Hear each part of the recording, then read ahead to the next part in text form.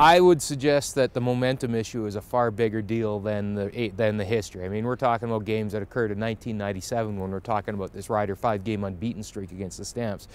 Has no relevance today, obviously. Yeah, that 2010 game kind of stings, obviously, when Calgary was heavily favored against the Riders in the West Final, and we all know what happened, and whether not unlike what we're seeing right now. But really, you know, if you look at the way the teams are playing right now, you look at the personnel, and I do believe Calgary has a better 42-man roster than the Saskatchewan Roughriders will have on Sunday. I mean, it all adds up to a Stampeder victory, but you know, that's the nature of football. There's always buts. There's always buts, and how big a factor do you think weather is going to play in this game? Is there one team that's better fielded for a running game?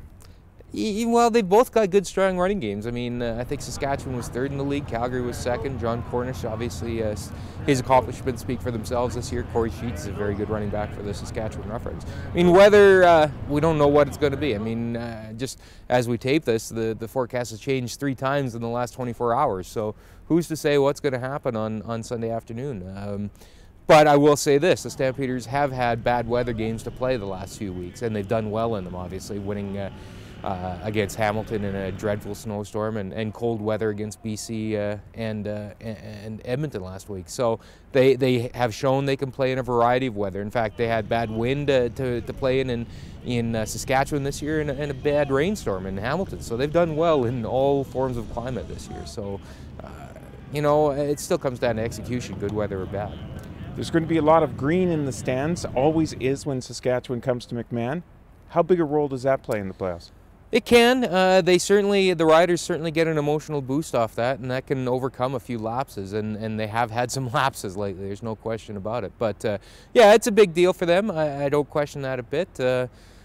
But at the end of the day, I still believe, you know, it's going to come down to manpower. You know, Drew Tate said something interesting the other day about Saskatchewan's defense, that they have the ability, they're a good defense, and they have the ability to figure out what Calgary's doing reasonably early on. Then it comes down to matchups, and that's where the Stampeders believe they have the advantage.